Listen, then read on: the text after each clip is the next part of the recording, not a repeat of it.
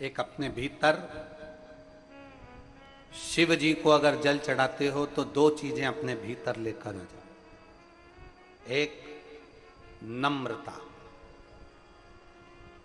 शिव को जल चढ़ाने वाले के अंदर नम्रता होना चाहिए। दुनिया गाली दे, अपशब्द कहे, ताने दे, आड़ा टेढ़ा बोले, कोई कुछ भी कहे, आप इतने नम्र रहो, इतने नम्र रहो कि मेरा भोला बाबा सोचे कि ये भी भोले जैसा भोला है, तो वो भी तुम्हारी नम्रता के लिए तुम्हारे सम्मुख में आकर खड़ा हो जाए, उतनी नम्रता।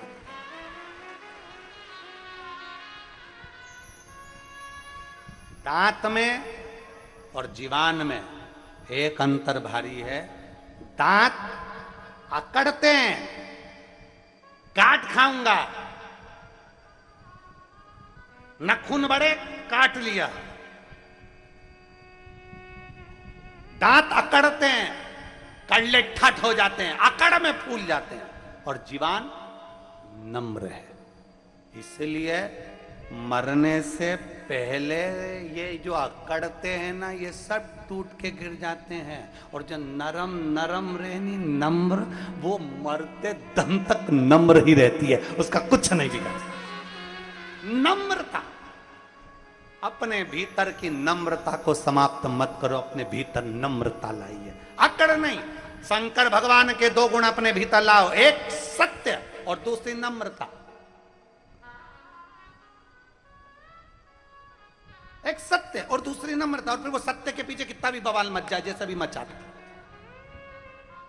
सत्य और नम्रता ये दोनों छूटना चाहिए। एक सत्यता अपने भीतर लाई, सत्य, सत्यम शिवम सुंदर। एक सत्य को अपने भीतर लेकर आओ, एक नम्रता को अपने भीतर लेकर आओ। जिस दिन आप नम्र बन जाएं, भोले बन जाएं, भोले के भक्त बन जाएं, केवल त्रिपुंड लगा लेने से, रुद्राक्ष की माला धारण कर लेने से, अपना चोला बदल लेने से, अपना स्वरूप बदल लेने से कोई नम्रता का भाव नहीं, शिव भक्त नहीं कहलाता। महाराज, शिव भक्त की सबसे बड़ी निशानी है सबको आनंद में देखना। सर्वे भवन्तु सुखिनः, सबके भीतर शिव को देखना, सब में शंकरमय देखना। आपके नजदीक के शिवालय में जल चढ़ाने जाओ, सावन के महीने में जाओ, 5 सोमवार हैं, 5 सोमवार में से एक सोमवार को जल चढ़ाओ। और ये विचार करो, आज मैं काशी में जल चढ़ा रही हूँ, मेरे काशी विश्वनाथ, आप इसको स्वीकार करना। 5 बार काशी काशी काशी काशी कहकर जल चढ़ा देना, तो महाराज जल काशी विश्वनाथ स्वीकार कर लेंगे, वो निश्चित है, कहीं पर भी बैठ कर। एक कथा आती है, एक बहुत सुंदर दृष्टांत आता है। एक सास और बहू में बहुत प्रेम था, इतना प्रेम कि सास बहू के बिना न रहे, बहू सास के बिना न रहे। 1 मिनट बहू सास के बिना नहीं, सास बहू के बिना नहीं। ये बहुत कम देखने को मिलता है, बहुत कम। इतना प्रेम था सास बहू में कि एक दूसरे के बिना शॉपिंग करने नहीं जाए, सब्जी खरीदने जाए तो दोनों, सामान खरीदने जाएं तो दोनों, सास अपने मायके जाए तो बहू भी उसके साथ मायके जाए, बहू अपने मायके जाए तो सास उसके साथ मायके जाए। इतना प्रेम, इतना प्रेम। चाय एक साथ बैठ के पिए, गप्पे एक साथ मारे, निंदा भी करें तो एक साथ बैठ के, किसी की जरूरत नहीं इन दोनों को। एक्स्ट्रा माल तो होना ही नहीं, एक्स्ट्रा कोई नहीं चाहिए, बस अपन दोनों बैठ जा, जिसकी निंदा करना है अपन कर लेंगे, बातचीत करना है अपन कर लेंगे। दोनों भोजन करें तो एक साथ, शादी में जाएं तो एक साथ, इतना प्रेम। एक दिन सास के मायके वालों ने कहा, जी अपन सब काशी जा रहे हैं, तो मेरा मन है कि अपन काशी चलें। तो जी बोली, मैं चलूंगी तो सरी पर मेरी बहू को भी लेके जाऊंगी। इतने में सास ने जैसे कहा तो भाई बोला, नहीं देखो, अपन बुजुर्ग में ये नए इन लोगों को लेकर जाओ, अच्छी बात नहीं है, इनको अपन अलग से भेज देंगे, तुम मेरे साथ चलो। अब तो सास ने कहा मैं तो नहीं जा रही। इतने में बहू ने कहा, मम्मी जाने में क्या दिक्कत है, चली जाओ ना, क्या दिक्कत, जाओ, मामा जी ले जा रहे हैं, दर्शन करा रहे हैं, काशी स्नान करा रहे हैं, चले जाओ। इतने में सास ने मना करा, मैं तेरे बिना कैसे रहूंगी, मेरा मन नहीं लगेगा 1% भी, अब मैं क्या करूं, 1% भी मेरा मन नहीं लगेगा। सास ने मना कर दिया, बहू ने मनाया और भेज दिया। सास चली, बहू ने सारा सामान तैयार कर दिया, उनको ट्रेन में रेलवे स्टेशन पर छोड़ भी दिया, बैठ भी गई। और बैठने के बाद जैसे ट्रेन चालू हुई, चालू होने के बाद थोड़े दूर तक ट्रेन निकली, तब याद आई कि याद आया कि मेरी एक अंगूठी और चाबी अलमारी की लगी रह गई। सास की बेचैनी बढ़ गई, बेचैनी। भाई ने पूछा, जीजी क्या हुआ? मुंह में अलमारी में ताला लगा के नहीं आ पाई, मेरी अंगूठी रह गई। मैं ताला लगा कर नहीं आ पाई, अंगूठी रह गई। सास मन में विचार करी, अब करूं तो करूं क्या, किसको कहूं, क्या कहूं, कैसे कहूं, क्या बोलूं, विचार। काशी पहुंच गई, बहू को मां बोल कर गई थी मैं कल सुबह 10 बजे काशी का गंगा जी का स्नान करूंगी। बहू ने भी एक बड़ा वाला बर्तन लिया, तबेला, उसमें पानी भर लिया, एक ढक्कन गंगा जल डाल लिया। और बहू ने भी सोच लिया मेरी सास अगर मां गंगा नहाएगी तो मैं आना।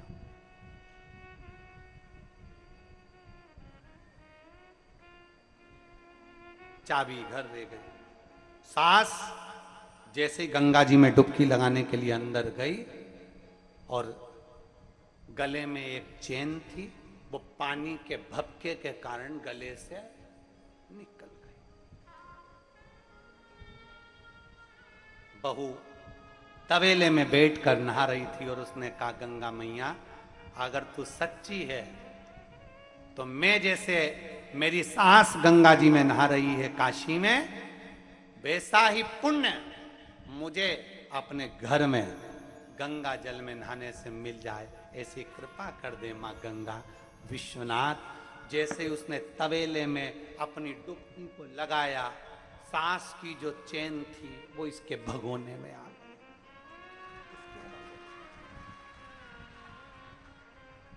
अब सास इतनी दुखी, एक तो अंगूठी, चाबी और दूसरी चैन चली गई।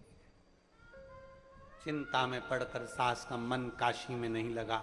आ गई, आई, आते से ही उसने बहू को देखा। बहू ने कहा, मां आ गई आप? हाँ, पर एक बात कहना चाहती हूं, मेरी गले की चैन गंगा जल में गिर गई। मां, जो तुम हमेशा एक चेन पहनती थी ना, वो चेन मेरे पानी के भगोने में मिली है, जिसमें मैंने एक ढक्कन गंगा जल डालकर नहाया था।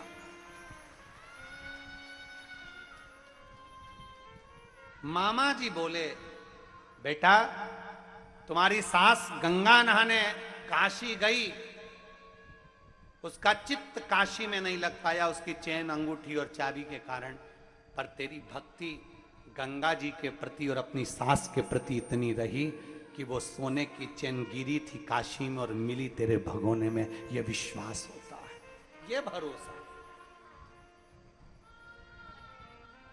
सावन का महीना आ रहा है, श्रावण का महीना चालू हो जाएगा। 21 तारीख को गुरु पूर्णिमा महोत्सव हो जाएगा, 22 तारीख से श्रावण का महीना प्रारंभ। जब सावन का महीना प्रारंभ हो, शंकर के मंदिर में जल चढ़ाने जाओ, एक विश्वास लेकर जाना, एक भरोसा लेकर जाना, एक दृढ़ता लेकर जाना। जिस दिन भरोसा और दृढ़ता के साथ जाओगे उस दिन तुम्हारा काम सिद्ध होगा। तुम ये विचार करना, आज मैं काशी में जल चढ़ा रही हूं, आज मैं सोमनाथ में जल चढ़ा रही हूं, आज मैं नागेश्वर में, आज मैं भीमा शंकर में, आज मैं मल्लिका। विश्वास। एक पत्र है, देखिए,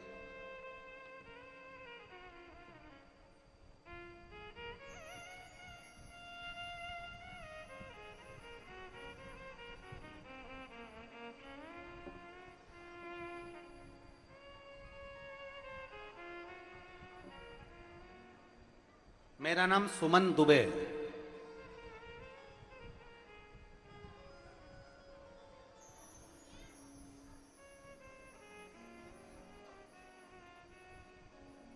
सुमन जी दुबे कहीं बैठी हैं? आपकी भोजन की पत्तल यहां है। हाथ हिलाओ सुमन जी, सुमन दुबे हाथ हिलाइए। आइए एक बेलपत्र लेकर चले, आ जाइए।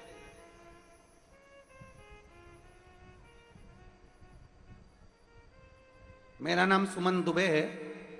मेरा बेटा आपकी शिव महापुराण की कथा सुनकर शंकर जी के मंदिर में जल चढ़ाना प्रारंभ करा। गुरुदेव, इसका गवर्नमेंट जॉब नहीं था, इतना प्रयास कर रहा था सरकारी नौकरी के लिए, पर इसका जॉब नहीं लग पा रहा था। आखिरी में मेरे बेटे ने कथा सुनना प्रारंभ करी और उसने कह दिया, मां, वो सियोर वाला महाराज कहता है कि एक लोटा जल सारी समस्या का हल, तो अब मेरी समस्या मेरे भोलेनाथ की समस्या। मैं मेरे बाबा के ऊपर ये समस्या छोड़ता हूं। अब मंदिर जाऊंगा, झाड़ू लगाऊंगा, पोछा लगाऊंगा और मंदिर में चाकरी करूंगा और जल चढ़ाऊंगा। और वो सियोर वाला महाराज कहता है, इतनी मेहनत करो, इतना मेहनत करो कि तुम्हारा लक्ष्य पूरा हो जाए। मेरे बेटे ने मंदिर में जल चढ़ाना प्रारंभ करा और इतना मेहनत करना प्रारंभ करा, क्योंकि गुरुजी आप कहते हो कि शंकर पर अगर बेलपत्री में शहद लगाकर चढ़ाओ तो उससे पहले पूरी मेहनत करो। और मेरे बेटे ने मेहनत करना प्रारंभ करी, पढ़ना प्रारंभ करा, एग्जाम देना प्रारंभ करा और शिव जी को जल चढ़ाना प्रारंभ करा। आज मैं बाबा के चरणों में इसलिए आई हूं कि दुनिया के लोग एक गवर्नमेंट जॉब के लिए तरसते हैं। मेरे बेटे का सिलेक्शन हुआ तो 2 बैंक से नौकरी मेरे बेटे के पास आई और मैं बाबा को यहां धन्यवाद देने के लिए आई। मेरे बेटे के लिए 2 नौकरियां आ गई, मैं बाबा को धन्यवाद देने के लिए आई हूं। और लुटा दिया भंडार, पत्र में लिखा है, कर दिया माला काशी वाले, कर दिया माला माल काशी वाले ने, कर दिया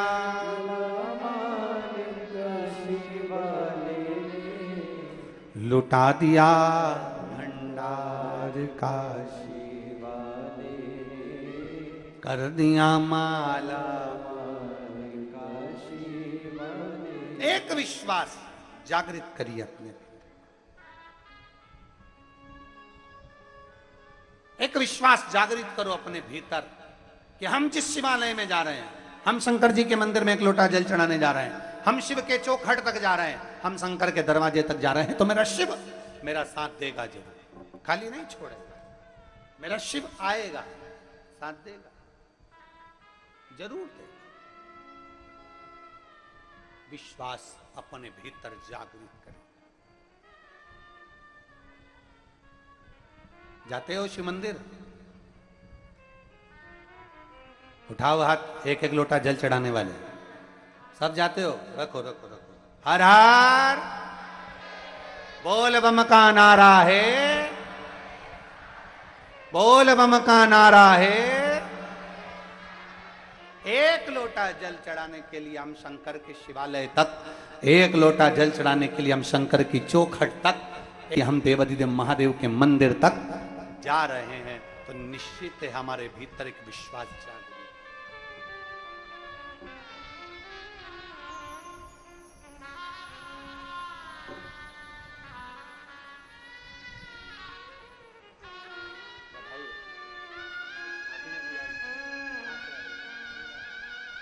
बड़ौदा गुजरात से आए हैं और बाबा की कृपा इसी है बेटे पर। एक एग्जाम, एक नौकरी मांगी थी और मेरे देवाधिदेव महादेव ने 2 बैंकों में नौकरियां दी। तो आपके साथ आई ना तीनों, उनको भी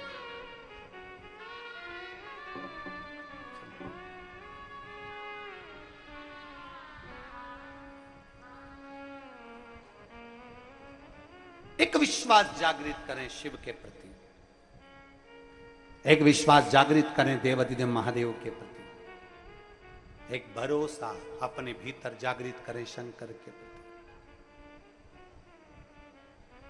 गुरु मंदिर तक भेज सकता है, गुरु शिवालय तक भेज सकता है, गुरु हाथ में माला पकड़ा सकता है, पर मेरा महादेव प्रयास ये करते हैं कि ये कैसे भी मुझसे दूर हो जाए। अगर दूर होगा तो मुझे इसकी झोली भरना नहीं पड़ेगा। दूर हो जाए, थोड़ा मुझसे दूर ही बना ले।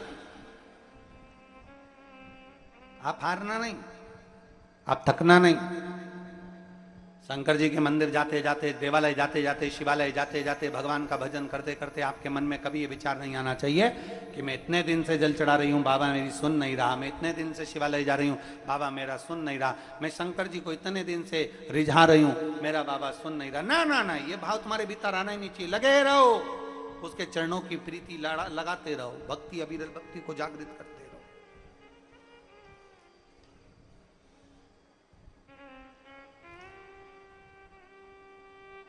देखो, देवराज नामक का ब्राह्मण कभी शिवालय नहीं गया था, कभी भी।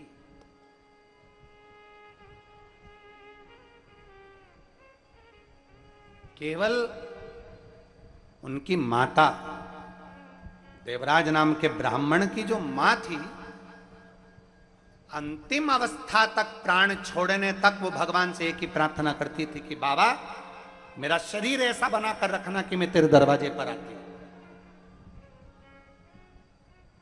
मेरा शरीर ऐसा बनाकर रखना कि मैं तेरी चौखट तक आते रहूं। बाबा मेरा शरीर ऐसा बनाकर रखना कि चलते फिरते तेरा भजन करती रहूं। इसको पलंग पर मत पटक।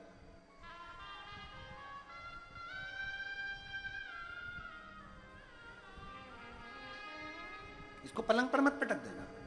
अगर ये शरीर पलंग पर पड़ गया ना तो फिर भजन नहीं कर पाएगा। बाबा इस शरीर को तू पलंग पर मत पटक।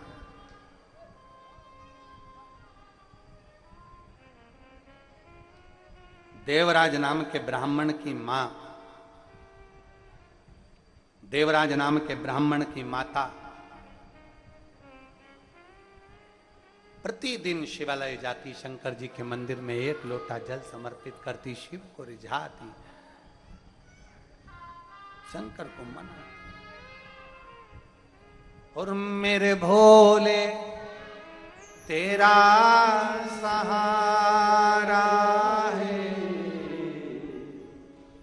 मेरे भोले तेरा सहारा है, मेरी नैया का तू किनारा, मेरी नैया का तू किनारा।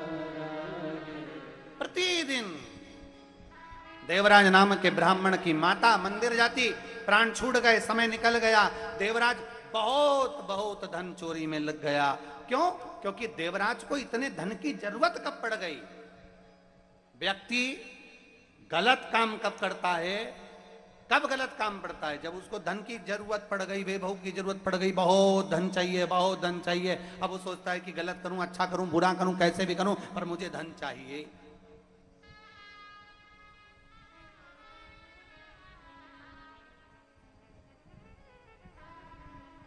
एक जरा सा लोभ। ब्रह्मा जी ने गाय माता से कहा, गौ माता से, ब्रह्मा जी ने गौ माता से कहा, हे गौ माता, ब्रह्मा जी गाय से कर रहे हैं, गौ माता से कर रहे हैं, गौ माता मैं तुम्हें एक रोटी प्रतिदिन घर घर से दिलवाऊंगा अगर तुम मेरे लिए एक झूठ बोल दो। और गाय झूठ बोल देती है। एक रोटी के चक्कर में, एक रोटी के लोभ में गौ माता ने झूठ बोल दिया।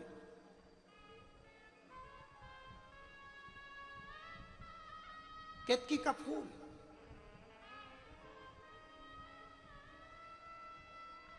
जरा से सुगंध के चक्कर में लोभित हो गया, जरा से सुगंध के चक्कर में केतकी का फूल लोभित हो गया। आज तक सारे फूल धतूरा कांटे होते हैं, आंकड़े का पुष्प जहर भरा होता है, कनेर का पुष्प जहर भरा होता है। ये रोड के जो बीच में आप लोग आए होंगे ना, रियल जहां जहां से आए होंगे, गाड़ी चलाकर आए होंगे, ट्रेन से आए होंगे, ऑटो से आए होंगे, जैसे भी आए होंगे, तो रोड के बीच में, डिवाइडर में जितने भी रोड के बीच में पौधे लगे रहते हैं, वो सब कनेर के लगे रहते हैं। तुमने देखे कि नहीं देखे? जम के तो बोलो जरा। सब दूर कनेर का फूल लगा देते हैं। कनेर का क्यों लगाते हैं? गाय नहीं खाती, पक्षी नहीं खाते, पशु नहीं खाते, कोई जीव नहीं खाता, कीड़े नहीं पड़ते, इल्ली नहीं पड़ती, सड़ता नहीं है, इसलिए कनेर के फूल को बीच में कनेर की डंडियों को लगा दिया जाता है कि कनेर का फूल है, इसको कोई तोड़ेगा नहीं, इसको कोई खाएगा नहीं, पशु खाएगा नहीं, पक्षी खाएगा नहीं, बकरी खाएगी नहीं, कोई जीव जानवर खाएगा नहीं, इसमें झिंगुर कीड़ा कोई लगने वाला नहीं। तो कनेर को बीच में डिवाइडर पर लगा देते हैं। थोड़ा बहुत पानी डालोगे पनप जाएगा, कनेर लगा दिया। अब जरा विचार करिए, जो फूल, जो पत्ती एक इल्ली नहीं खावे, वो फूल, वो पत्ती मेरे देवाधिदेव महादेव इतनी प्रसन्नता से स्वीकार करते हैं, उसको अपना बना लेते हैं। फूल कनेर का जिसको कोई स्वीकार नहीं करता,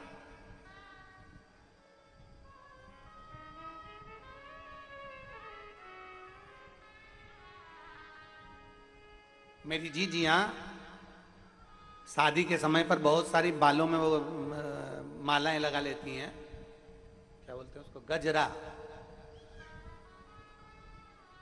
आज तक किसी जीजी ने फूल वाले से कहा मोगरे का नहीं दे, गेंदा का नहीं दे, कमल का नहीं दे, चमेली का नहीं दे, किसी ने कहा इसमें कनेर का दे दे।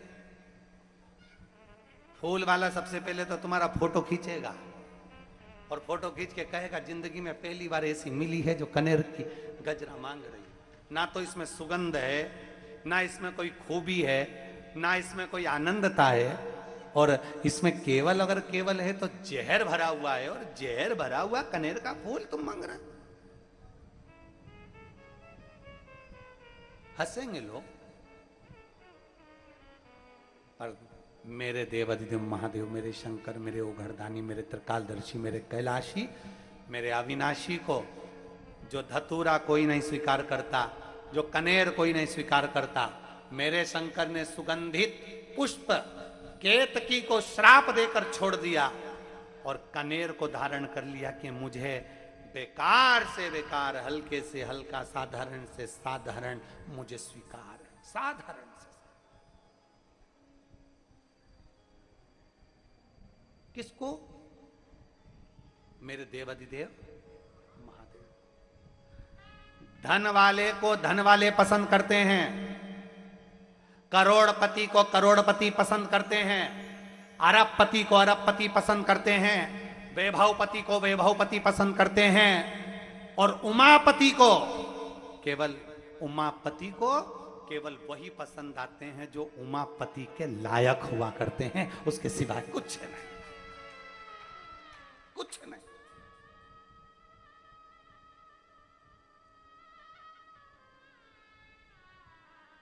उनकी, वो कहते हैं किसी किसी व्यक्ति की चॉइस बड़ी अलग होती है, किसी किसी व्यक्ति की पसंद बड़ी अलग होती है। इसीलिए कहते हैं कि हमेशा समझदारी रखो। पहले के जमाने में गांव के लोग हों चाहे शहर के लोग हों, बहू के लिए रकम लेने जाते थे तो एक व्यक्ति को ऐसे को लेकर जाते थे जो उसका परखैया होता। यहाँ पर बहुत लोग बैठे हैं, बोलो ईमानदारी से बोलो, सही है कि गलत है? गांव के लोग अगर बहू के लिए रकम लेने जा रहे हैं तो जो परखदार होता था उसको साथ लेकर जाते थे। वो उसको बता, देखो जो अंगूठी ले रहे हैं कैसी लग रही है अंगूठी, फिर वो बात करता था कितने टंच की है, कितना सोना है, कितना खार है। जो समझदार होता था, जो समझता था, उसको लेकर जाते थे। कितनी सुंदर बात है। फ्रिज लेने जाते थे, पहले के समय में फ्रिज लेने जाते थे तो समझदार को साथ लेकर जाते थे, एक व्यक्ति को जो उसकी परख रखता, परखैया। देखना साहब ये फ्रिज लेना है, ये वाली कंपनी का लें कि ये वाली कंपनी का लें कि ये वाली कंपनी का। तो जो जो परखैया होता था ना, वो पूछता था ये कितने सीसी का है, ये कितने उसका है, ये कितने। गाड़ी लेने जाओ टू व्हीलर तो फिर परखैया को लेकर जाते। परखैया पूछता है क्यों, कितनी सीसी की है, इसका क्लच कैसा, इसका कितना, ये पेट्रोल में कितना किलोमीटर चलेगी और कितना बताओ धुआं निकालेगी। तो ये सब पूछता कि ये कितना प्राण खाए, क्या पूछे। परखैया। और जाने दो, अपने बेटे के लिए बेटी देखने जाते हैं, शादी के लिए जाते हैं, तो भी 2-4 लोगों को जो अच्छे परखदार होते हैं उनको लेकर जाते हैं। वो प्रश्न करेंगे, पूछेंगे, वो अपने हिसाब से देखेंगे, परखैया लेकर गए। परखैया। अब जरा विचार करो, सोना खरीदने जाओ तो परखैया को लेकर जाओ, गाड़ी खरीदने जाओ तो परखैया को लेकर जाओ, सामान खरीदने जाओ तो परखैया को लेकर जाओ, तो विचार करना। या शास्त्र कहता है पानी पियो छान और गुरु करो जान। अर्थात गुरु भी ऐसा करना, पहले परख लेना कि ये परखैया के साथ बैठकर परखना, कहीं क्रोध में तो नहीं डूबा है, कहीं अहंकार में तो नहीं डूबा है, कहीं आसक्तियों में तो नहीं डूबा है। और अगर तुम्हें लगे कि कहीं का गुरु, तुम मंत्र लेने गए, वो निंदा करे, दिन भर बैठ के 24 घंटे निंदा में लगा रहे, किसी ना किसी का पांव खींचता रहे, किसी किसी के लिए अपशब्द बोलता रहे, दिन भर क्रोध में डूबा रहे, गुस्से में डूबा रहे, ऐसा गुरु नहीं। हमें सोचना, समझना और ध्यान करना। शिव महापुराण की कथा कहती है पार्वती जी ने किसी को गुरु नहीं बनाया, पार्वती जी ने अपने पति महादेव को गुरु बनाया। एक गुरु पार्वती जी ने शिव को बनाया। परखैया है, मत भटको।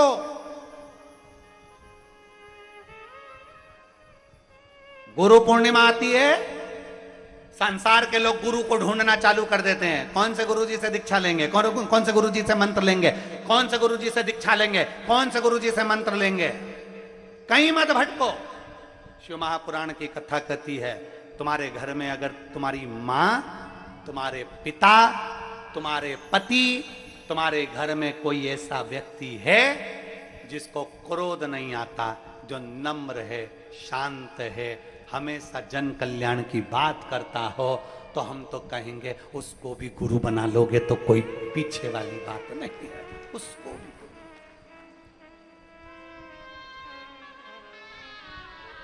गुरु। और आज का जमाना तो बड़ा फेमस हो गया, प्रसिद्ध है, खूब सारा। आप मोबाइल उठाइए और ढेर सारे गुरु जी उनको देख लीजिए, कौन सा गुरु अच्छा लग रहा है बस उसी से मंत्र लेना। ना ना ना, अरे गुरु फिरे बाजार में हमसे दीक्षा लो, नरक पड़ो चाहे स्वर्ग जाओ, पर माल हम ही को दो। आज के गुरु जी ऐसे हैं, केवल माल के चक्कर में दीक्षा देते हैं ना। शिव महापुराण की कथा कहती है गुरु को परखिए, गुरु को जानिए। और अगर गुरु परख लिया, जान लिया, कोई निंदक नहीं, कोई क्रोधी नहीं, कोई अहंकारी नहीं, कोई अपशब्द बोलने वाला नहीं, कोई ताने देने वाला नहीं, गुरु वो होना चाहिए। भले वो हमारे घर की माँ हो, हमारे घर का पिता हो, आपका पति हो, आपकी पत्नी हो, या आपका बेटा हो। यहां तक शास्त्र कहता है, कदर्म ऋषि का संवाद, माता देवहूति का चरित्र कहता है कि मां ने अपने बेटे कपिल मुनि को गुरु बना लिया था। अगर आपका गुरु, आपका बेटा भी अगर सत्मार्ग बता रहा है तो वो किसी गुरु से कम नहीं है, वो भी दीक्षा देने का हकदार। मां अपने बेटे को गुरु बना लेती है, कपिल मुनि को गुरु बना लेती है, अगर वो ज्ञान देने का हकदार है, सतमार्ग बताने का हकदार है। आपका पति आपको सतमार्ग बताने का हकदार है तो वो भी गुरु है। आपका पिता, आपकी मां, वो भी गुरु के पद पर है, अगर वो ज्ञान देती है, सतमार्ग बताती है तो वो गुरु है। किसी आड़े टेढ़े के चक्कर में मत पड़ जाना। गुरु मंत्र लेने से पहले मोबाइल पे सर्च करना, इसने किसी की निंदा तो नहीं करी संसार में बैठकर। फिर जानना, अगर ऐसे निंदक को गुरु बना लिया तो हमारी भी जिंदगी 71 पीढ़ी तक नरक में चली जाएगी। फिर देखना, कोई क्रोध करने वाले को तो गुरु नहीं बना रहे हो, जिसको क्रोध आ जाए मालूम पड़े उसको देखकर, उससे मंत्र लेकर हमारी जिंदगी में नरक चली जाएगी। कोई अपशब्द बोलने वाले को तो गुरु नहीं बना रहे हो, मालूम पड़े हमारी जिंदगी में नरक चली जाएगी। ऐसा गुरु ना बनाइए। गुरु पूर्णिमा के अवसर पर अपने घर में देखिए कोई सतमार्ग बताने वाला मिल जाए, अपने भीतर देखिए कोई सतमार्ग बताने वाला मिल जाए, अपने भीतर जानिए जो ईश्वर से जोड़ने वाला मिल जाए। इंसान से नहीं, ईश्वर से जोड़ने वाला कोई मिल जाए, ऐसा गुरु आपकी जिंदगी में आ जाए तो समझ लो आपका जीवन सार्थक हो गया। आपका जीवन सार्थक। पार्वती जी से पूछा महादेव ने, तेरा गुरु कौन है? तेरा गुरु? पार्वती जी से महादेव जी पूछ रहे हैं तेरा गुरु कौन है? पार्वती जी कहती है जब मैं बाल्यावस्था में गोदी में मेरी माँ के सोई थी, तब मेरे एक गुरु देवऋषि नारद जी आए थे। उन्होंने केवल इतना कहा था कि अगर पार्वती शंकर की आराधना करे तो शिव इसको मिलता जरूर है। कोई एक गुरु आपकी जिंदगी में आकर बोलता है कि शंकर की आराधना करो, शिव की उपासना करो, शंकर पर एक लोटा जल चढ़ाओ, शिव मिलता जरूर है। मैंने शंकर की आराधना चालू करी और मुझे शिव मिल गया, शिव मिला। इसलिए एक देवऋषि नारद मेरे गुरु बन गए और दूसरे नंबर पर मेरे पति महादेव, देवादिदेव महादेव को मैंने अपना गुरु बना लिया, क्योंकि वो अड़भंग है, वो आशुतोष है, वो त्रिकालदर्शी है, वो कैलाशी है, वो मौन शांत कर्पूर गौरम करुणावतारम संसार सारम, सब पर करुणा करने वाला, सब पर कृपा करने वाला, सब पर दया करने वाला, वो शिव मेरा गुरु है। शंकर जी ने कहा पार्वती दुनिया के लोग क्या कहेंगे कि तूने पति को गुरु बना लिया, दुनिया के लोग क्या कहेंगे कि तूने पति को गुरु बना लिया। पार्वती जी कहती है ये दुनिया के लोगों के लिए प्रेरणा है, ये दुनिया के लोगों के लिए प्रेरणा है। सतमार्ग देने वाला अगर आपके घर में है तो वो भी किसी गुरु से कम नहीं है, उससे ज्ञान लीजिए और अपने जीवन को आगे बढ़ाइए। और गुरु फिरे बाजार में हमसे दीक्षा लेओ, नरक पढ़ो चाहे स्वर्ग जाओ, पर माल हम ही को दो। ना ना ना, चक्कर में पढ़ना ही मत पढ़ो, बिल्कुल ना पढ़िए। आपको अच्छा लगता है शिव जी के मंदिर में जाओ, शंकर जी को एक लोटा जल चढ़ाओ, शिवलिंग का स्पर्श करो, और स्पर्श कर कर शिवलिंग का बाबा देवादि महादेव को स्पर्श कर कर कह दो आज गुरु पूर्णिमा है मेरे शंकर, आज गुरु पूर्णिमा है और मेरा कोई गुरु नहीं। आज से मैंने किसी इंसान को नहीं, मैंने देवादिदेव महादेव तुम्हें अपना गुरु बना लिया है। ओम नमः शिवाय। मैंने अपना गुरु आपको बनाया, आप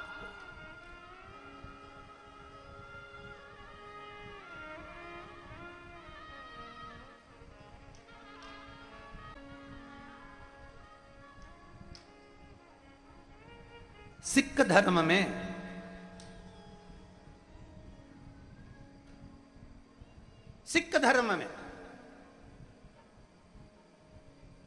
गुरु ग्रंथ साहिब को गुरु माना जाता है।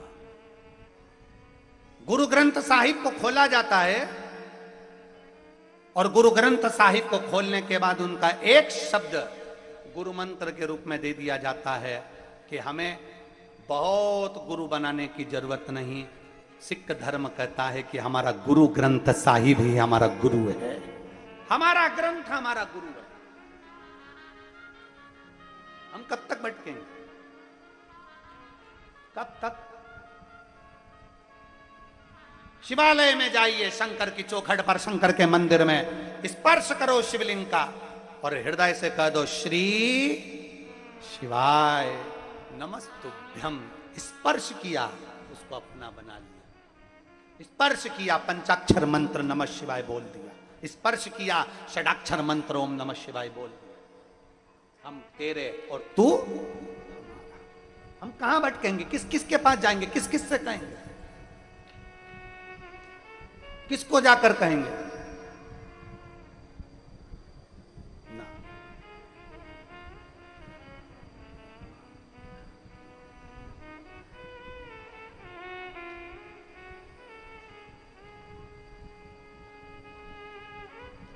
महाराज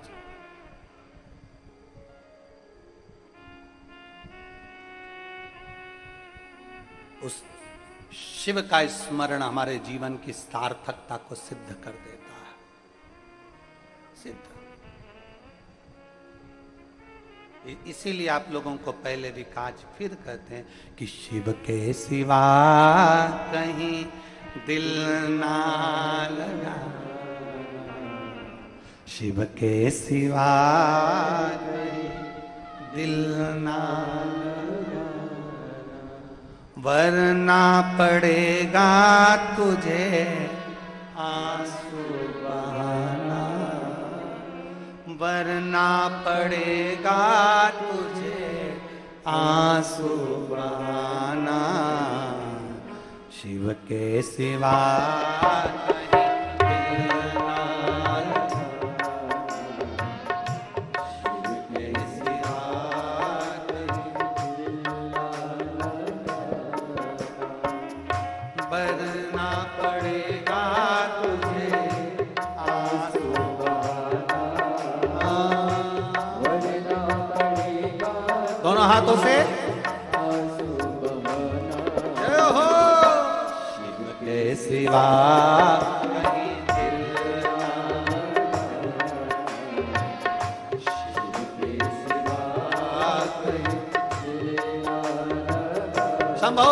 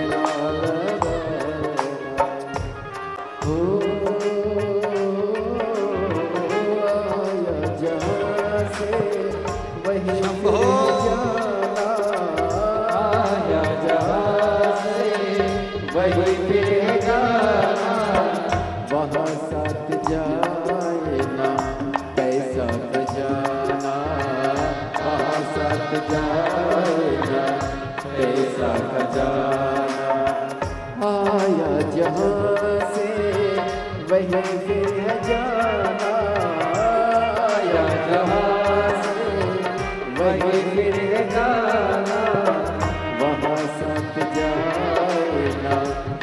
कैसा खजाना वासा जाए ना कैसा खजाना।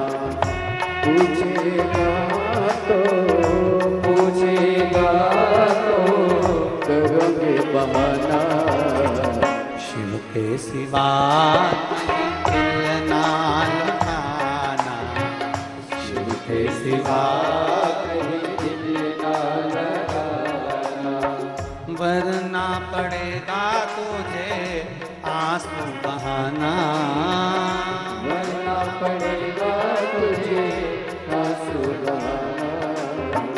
शिव के सिवा दिल ना लगाना, शिव के सिवा दिल ना लगाना। शिव के सिवा कहीं दिल ना लगाना, शिव के सिवा दिल ना लगाना। हर हर। अपने स्थान पर बैठकर भगवान देवाधिदेव महादेव से अपने मन की बात बड़े भाव के साथ दिल से, हृदय से, चित्त से, भाव से कंकर शंकर की पवित्र भूमि कुबेरेश्वर धाम में बैठकर बाबा से विनय करिए, दिल से हृदय से बाबा को पुकारिए। सब साथ में बोले, जहां जगह मिले वहां बैठकर भाव के साथ में बाबा से प्रार्थना करिएगा।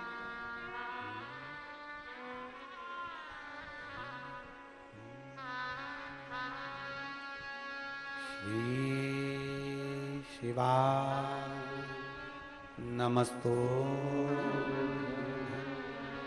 श्री शिवा नमस्तो श्री शिवा नमस्तो श्री शिवा नमस्तो श्री शिवा नमस्तु। भोला सब दुख काटो, ओ भोला सब दुख काटो। शिव शंकर जपो तेरी माला, भोले बाबा जपो तेरी माला। भोला सब दुख काटो, ओ भोला सब दुख काटो। वेश है मंगलकारी, वेश है मंगलकारी। शमशान वासी हमारा, शमशान वासी हमारा। ओ भोला सब दुख काटो, ओ भोला सब दुख काटो। भगवान शिव की कथा कर रही है। देवराज नाम के ब्राह्मण की मां स्वयं शिव की उपासना में लगी रहती थी। उसका फल ये हुआ कि देवराज कभी शिवालय नहीं गया, पर एक लोटे जल के प्रताप से देवराज शंकर जी के मंदिर में पहुंच गया चोरी का धन लेकर। और बाबा देवाधिदेव महादेव ने कृपा ऐसी कर दी कि बेलपत्र के वृक्ष के छांव में उसके प्राण छूट गए। नंदी लेकर भगवान शिव आए और देवराज को लेकर चले गए। ये शिव पुराण कहती है, हमारा एक लोटा चढ़ाया गया जल आज नहीं तो कल हमारी जिंदगी को बदलेगा जरूर और हमारे जीवन को सुखमय बनाएगा,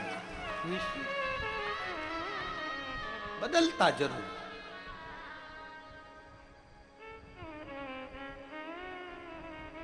पर किसका बदलेगा कल?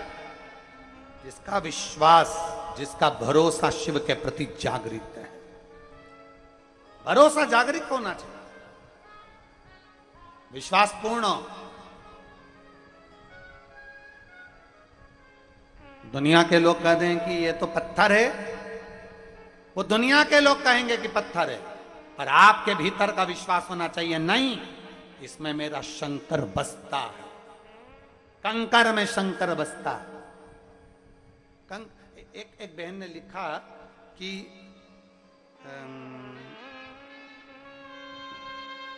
शोभना सौरभ सोनी,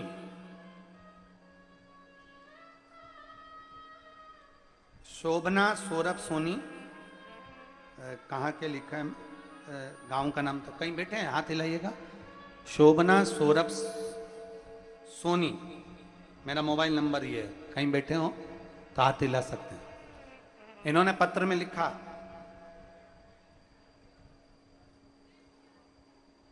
हम इतने तकलीफ में थे कि खुद के मकान में नहीं थे, 30 साल तक किराए के मकान में रहे। शोभना सौरभ सोनी कहीं बैठे हो तो हाथ हिला सकते। 30 साल तक किराए के मकान में रहे।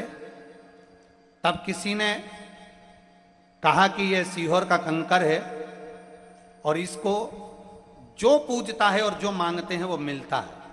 सीहोर का कंकर हमें दे दिया। हमने केवल 1.5 महीने लगातार उस कंकर पर जल चढ़ाना, पूजन करना, स्मरण करना, और बाबा की ऐसी कृपा हुई कुबेरेश्वर बाबा के कंकर की कि आज बाबा की कृपा से 30 साल के बाद हम खुद के मकान में जाकर निवास कर रहे हैं। मैं बाबा को प्रणाम करने के लिए आई। शोभना सौरभ सोनी, अब इनका गांव क्या लिखा है ये हमको पढ़ने में नहीं आ रहा, तो वो गांव आप पढ़ लो जो लिखा है। देखो टीवी पर आपको पढ़ाई में आ जाए तो पढ़ लो। शोभना सौरभ सोनी, गांव का नाम लिखा है, मध्य प्रदेश के निवासी हैं और मोबाइल नंबर ये। हम बाबा का धन्यवाद देने के लिए आए हैं कि 30 साल के बाद बाबा ने हमें अपने मकान में भेजा, और साथ में उन्होंने लिखा, हम कुबेरेश्वर धाम पहली बार बाबा को प्रणाम करने। अभी तक तो केवल कंकर था हमारे पास, केवल कंकर। एक विश्वास शिव के प्रति है तो शिव हमारे करीब में है, शिव हमारे पास। एक विश्वास। यहां हजारों लोग आते हैं, कोई भंडारा चलाता है, कोई बिस्कुट बांटता है, कोई पानी बांटता है, कोई टॉफी बांटता है, कोई कुरकुरे, कोई आधिक सामान खाने का बांटता है। बांटने वालों से पूछिएगा कि मेरे बाबा ने तुमको दिया कितना है। जो दिया आज बांट कर जा रहे हो, मालूम पड़े आने वाले समय में बाबा और इतना दे देगा कि तुम दोनों हाथों से फिर लौटाते हो। एक विश्वास जागृत। एक बिंदु नाम का ब्राह्मण जल में गिरकर मर जाता है, जिसके प्राण छूट जाते हैं। गलत व्यसन में डूबा हुआ, गलत सोच में डूबा हुआ, गलत कार्य में डूबा हुआ वो मर जाता।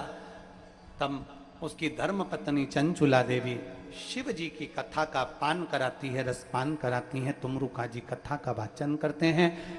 स्वयं ईसर जी और गोरा जी बनकर भगवान शिव पार्वती आते हैं। जोरदार ताली बजाकर स्वागत करिए ईसर जी और गोरा जी का।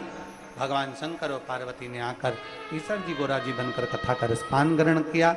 तुमरुका जी ने कथा सुनाई। आज प्रथम दिवस की कथा यहाँ विराम ले रही है और 7 दिवसीय बाबा कंकर शंकर की पवित्र भूमि पर 1 बजे से 4 बजे तक शिव महापुराण की कथा आप और हम सब श्रवण कर रहे हैं। भाव से, भक्ति से कथा का रसपान कर रहे हैं।